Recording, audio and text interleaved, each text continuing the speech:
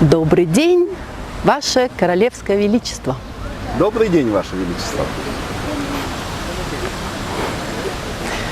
Добрый день, дорогие друзья! Приветствуем вас на нашем канале «За и против», «Про et contra». Меня зовут Лариса. Меня зовут Геннадий. Первый рабочий день в Марианских лазнях мы работали неполный день.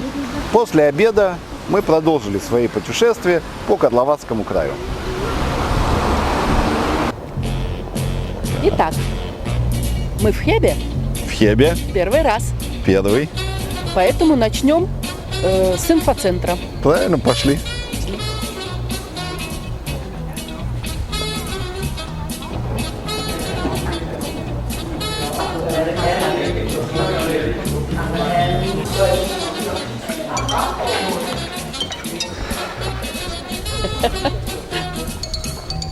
Ну, этого, наверное, будет достаточно. Да не знаю, для первого знакомства, думаешь, хватит? Думаю, хватит. Почитай. Так, посмотрим, что нам предлагает Хеб. Ага, вот подходящий проспект. Топ-пятерка главных достопримечательностей Хеба. Ну, отлично. Пойдет? Да, Поехали. поехали. За нами древний Хебский град. Хочешь, я тебе расскажу его историю? Конечно. Очень В этом месте, на этом высоком холме, у реки Охдже, еще в V веке нашей эры поселились германские племена. Спустя какое-то время вместо них немцы ушли, здесь поселились славяне. И именно на этом холме построили крепость в IX веке нашей эры. Это была деревянная крепость, других в то время славяне не строили. Спустя какое-то время она сгорела, потом постепенно славяне ушли из этих мест, и снова здесь поселились переселенцы из Германии. В 1100 году Хеб был включен в Северное графство Священной Римской империи. Здесь правил маркграф Дипольд II из баварской семьи Вохбургов. Основание града и строительство каменной крепости и замка с двумя башнями произошло в 1130 году. Спустя 16 лет маркграф умер. И в 1167 году на сцену выступает известный персонаж Фридрих Барбаросса. В Италии его так прозвали из-за его рыжей бороды. В переводе с итальянского Барбаросса – рыжая борода. Он получил в 1167 году этот город и этот град в наследство от своего дяди Фридриха Ротенбургского. Сразу после получения наследства Фридрих Барбаросса, как очень активный император, начал переустройство этого древнего града, построил здесь замок, часовню и сделал город Хеб и Хебский град своей императорской резиденцией. В те времена император Священной Римской империи не имел главного города, не имел столицы. И он строил резиденции практически по всей территории Священной Римской империи. Вместе со двором он перемещался по этим резиденциям, жил в них, контролировал и управлял своим государством. И в 1179 году даже в Хебском граде проходили различные имперские ассамблеи, была выставлена золотая булла. Это был по-настоящему имперский город. За нами храм святого Микулаша. Сватый Микулаш. Сватый Микулаш. Построен сразу же после начала строительства города. Это 20-е годы 13 столетия. Самый старый костел Хэба. Совершенно верно. Несчастливая судьба у этого храма. Горел несколько раз. 5. Он горел при самом глобальном пожаре в Хебе, который был в 1270 году. После этого горел в 18 веке, в 19 веке. И закончилась эта эпопея в 1945 году, когда союзные войска еще к тому же его разбомбили. То есть история этого храма – это история пожаров и бомбардировок. Такая вот несчастливая судьба. Ну, как бонус, в 2014 году здесь снимали сериал о Яне Гусе. И было снято несколько «Мистер Ян Гус». Здесь было снято несколько эпизодов к этому фильму. Символом Хеба стала группа средневековых домов под названием «Шпаличек». Этот причудливый комплекс из 11 домов, разделенных узкой Крамарской аллеей, вырос в XIII веке на месте торговых будок и мясных лавок. Постепенно деревянные торговые лавки были заменены каменными зданиями с надстроенными верхними этажами фахтверковой конструкции. Отсюда двойное толкование происхождения названия этих домов. Строительство этажей в небольшом пространстве или чурбанчик для рубки мяса. По-чешски шпаличек, чурбанчик. За нами здание городского музея города Хэб. Это здание интересно тем, что 25 февраля 1634 года здесь был убит известный императорский генералиссимус Альбрехт фон Валенштайн.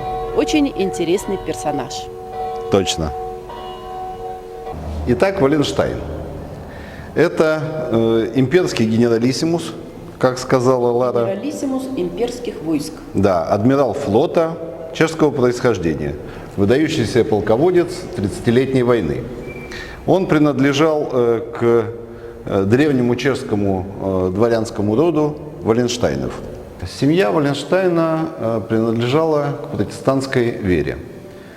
И когда он, рано осиротев, был отправлен к своему дядюшке Генриху Словате в его замок Кошернберг, в 1599 году в этом городе разгорелась эпидемия чумы. И дядя отправил его учиться в другой город, в лютеранскую школу. Судьба распорядилась так, что Валенштайн отучился в лютеранской школе недолго. Он был известный баламут и повеса, и спустя несколько лет обучения был с позором изгнан из этой школы, так как был заметен в кутежах и, в общем, не соответствующем поведении для ученика лютеранской школы. Дальше в истории с Валенштайном начинается самое интересное. То есть после того, как его выгнали из школы, как ты думаешь, что он сделал? Женился. Нет, он поехал путешествовать. Он путешествовал в Италии, Франции, Бельгии, Голландии, прекрасно проводил время, а в 19 лет вернулся в свое имение родовое. Спустя 2 года началась какая-то там турецкая война, что-то венгры, турки, и он поступил в армию в 1604 году в чине прапорщика. Прекрасно себя там проявил, то есть тогда уже у него были какие-то заслуги. И быстро пошел по карьерной лестнице в армии. А потом, ему было 25, да, он удачно женился на очень богатой вдове, получил огромное состояние, но прожили они не так долго вместе. Спустя буквально 6 лет она умерла от очередной эпидемии, которая в средние века посещали страны очень часто. Видимо, он к ней хорошо относился, потому что впоследствии построил 2 храма в ее честь. Но, тем не менее, он был в то время уже успешным военным, с хорошим началом карьеры и богатым человеком. Итак, что ты думаешь, он делал дальше? Блестящий офицер. Он снарядил конницу, 200 человек. И когда была в 1617 году еще маленькая войнушка между Венецией и Фердинандом Штетским, будущим императором Священной Римской империи, он здорово поучаствовал в этих сражениях со своей конницей и получил благосклонность, и, собственно, это и сформировало его будущее при дворе Фердинанда I. Как раз в то время, собственно, началась в Европе 30-летняя война в 1618 году. И для блестящего офицера и талантливого полководца, которым был Валенштайн, это было, в общем, идеальное время, чтобы себя проявить.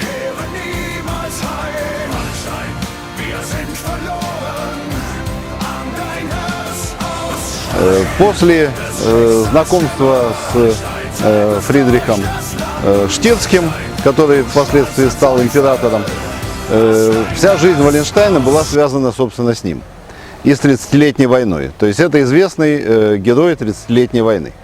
Бесконечное множество побед, сражений, где он добивался успеха в борьбе с разными совершенно полководцами, с разными армиями. Он еще перед свадьбой своей, как мы можем догадываться, принял католичество, потому что она была католической веры, и император, на стороне которого воевал Валенштайн, был католиком. И добился просто блестящих результатов. То есть постепенно он стал полковником, потом генералом, потом землевладельцем.